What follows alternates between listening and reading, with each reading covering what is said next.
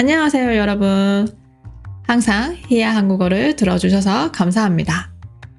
히야 한국어는 모든 에피소드의 스크립트를 제공하고 있습니다. 그리고 매주 일요일에는 줌 미팅도 하고 있습니다.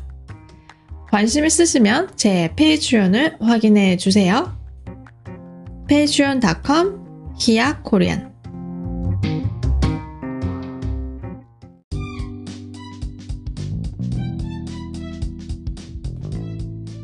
안녕하세요.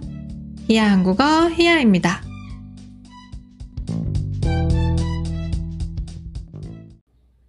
여러분, 벌써 5월이 되었습니다. 한국에서 5월은 특별한 달이에요. 5월을 가정의 달이라고 부르는데요. 5월에는 가족과 소중한 시간을 함께 보내고 가족의 의미를 되새기는 날들이 있어요.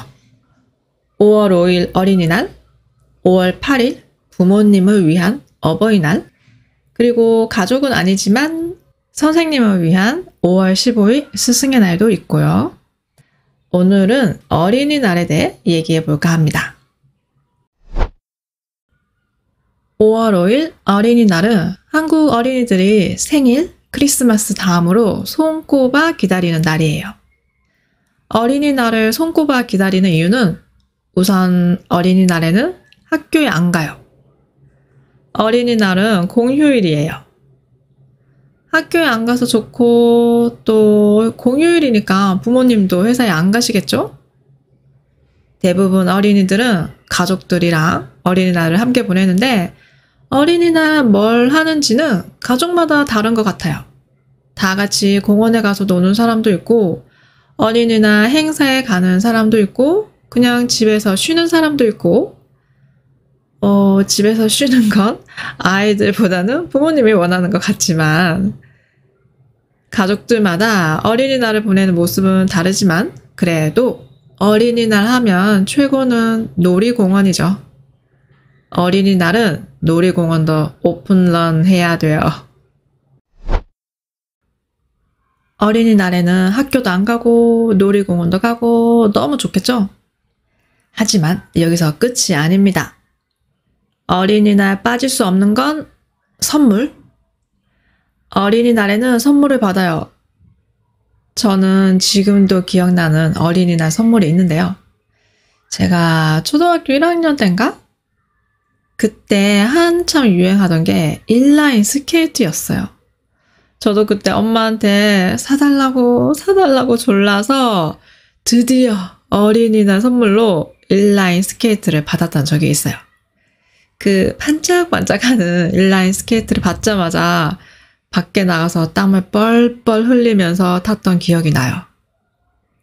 이 정도의 선물이라면 손꼽아 기다릴만 하죠? 저는 어린이날 선물로 인라인 스케이트를 받고 엄청 기뻐했는데 요즘 어린이들은 어떤 선물을 받고 싶어 할까요?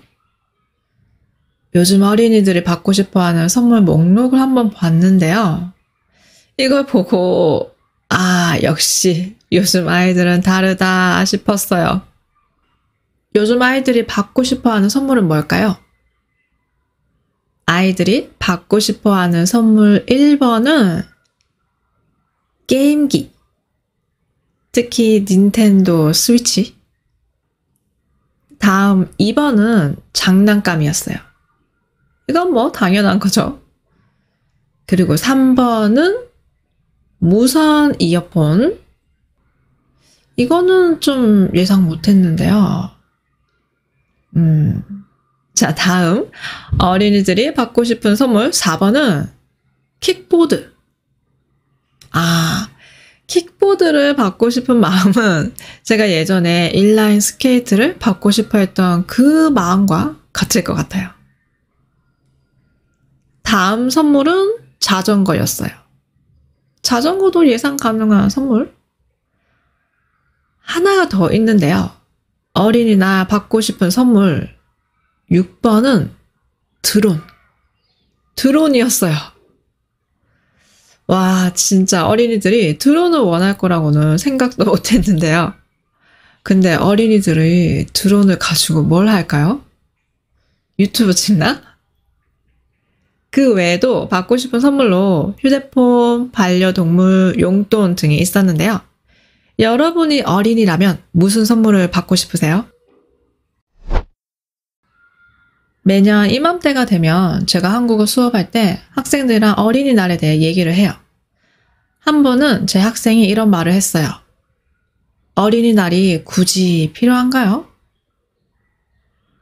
한국에도 이런 생각을 하는 사람이 있어요. 사람들이 화이트데이, 발렌타인데이라고 정해놓고 기념하는 거랑 어린이날이 다른 게 뭐가 있어요? 선물 사주고 놀이공원 가서 하루 종일 시달리고 이런 식이라면 차라리 없애는 게 낫겠어요. 아이들은 어린이날이 어떻게 생겼는지도 몰라요. 관심도 없는 것 같아요.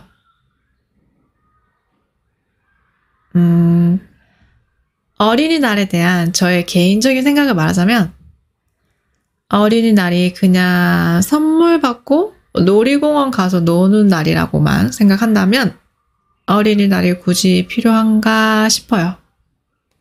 하지만 어린이날이 왜 생겼는지 어린이날의 의미를 되새긴다면 충분히 기념할 만한 날이라고 생각합니다. 한국에서 어린이날이 왜 생겼을까요? 어린이날의 의미를 알아보기 전에 먼저 어린이라는 말부터 살펴보면 여러분 어린이라는 단어 아시죠? 그리고 아이라는 단어도 아실 거예요. 어린이, 아이, 둘 다 어린 아이라는 의미지만 사실 어린이는 나이가 어린 아이를 높여 부르는 말이에요. 우리가 엄마, 아빠를 부모님이라고 하는 것처럼요. 그럼 왜 어린아이를 높여 부르는 어린이라는 말을 사용하기 시작했을까요? 어린이라는 말은 1920년에 처음 사용하기 시작했다고 해요. 그 이전에는 어린이 대신 애 녀석, 애 자식, 어린 것 이렇게 불렀다고 하는데요. 요즘에는 애 녀석, 애 자식 이런 말을 쓰지는 않아요. 근데 여기에서 애를 뺀 녀석, 자식은 아직도 사용해요. 근데 이걸 좀 욕처럼 써요. 이 자식, 이 녀석. 다시 말해서 당시 사람들은 아이를 존중할 필요가 없는 존재라고 생각했어요. 그래서 어린아이를 높여 부르는 어린이라는 단어를 사용하면서 아이들 역시 한 명 한 명 존중받아야 하는 사회 구성원이라는 걸 알리기 위해서 어린이라는 말을 사용하기 시작했습니다. 그리고 또 당시에는 어린아이의 노동 착취가 많았고 특히 일제강점기 치하에 있던 당시 한국 어린이들은 우리가 일반적으로 생각하는 해맑고 걱정 없이 지내는 그런 어린이의 모습을 유지하기가 어려웠어요. 이러한 시대적 상황에서 어린이들의 인권을 보호하고 어린이들이 즐겁게 놀 수 있는 권리를 주기 위해 1922년 5월 어린이날을 만들게 되었습니다.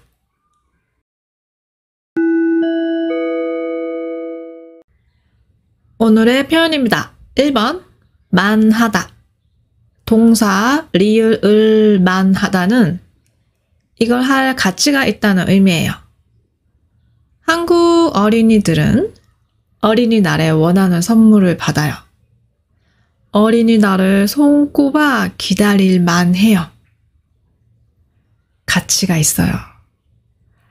어떤 사람들은 어린이날이 필요 없다고 하지만 저는 어린이날의 원래 의미를 생각해보면 충분히 기념할 만한 날이라고 생각해요. 가치 있는 날이에요. 만하다는 대부분의 동사하고 같이 쓸 수 있어요. 보다, 볼만하다, 가다, 갈만하다, 먹다, 먹을만하다. 예를 들어서 그 영화 볼만해요 라고 하면 그 영화를 보는 게 가치가 있어요. 그 영화를 보는 게 시간 낭비가 아니라는 의미예요.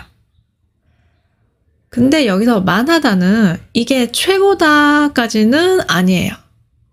괜찮다, 나쁘지 않다 정도의 의미입니다. 이 빵은 먹을만 해요. 이 빵이 그렇게 맛있는 건 아니지만 나쁘지 않다. 여러분한테 제가 이렇게 물어볼 수도 있어요. 한국어 공부할 만해요? 많이 어렵지 않아요? 친구가 새로운 일을 시작했어요. 그때는 이렇게 물어볼 수도 있어요. 일은 할 만해? 힘들지 않아? 2번은 어린이날을 맞이하여 신조어를 하나 알려드리겠습니다. 요즘 사람들이 많이 쓰는 말이 있어요. 예를 들어서 헬린이, 헬스, 어린이. 그 의미는 헬스 초보입니다. 주린이, 주식을 시작한 지 얼마 안 됐어요. 요린이, 요리 초보입니다. 요린이 레시피. 헬린이, 주린이, 요린이. 어떤 의미인지 감 잡으셨어요? 이렇게 땡린이라고 하면 아직 초보라는 의미예요. 그래서 잘 못한다는 의미의 신조어예요. 여러분도 최근에 배우기 시작한 게 있으면 이렇게 써보세요. 저는 땡린이에요.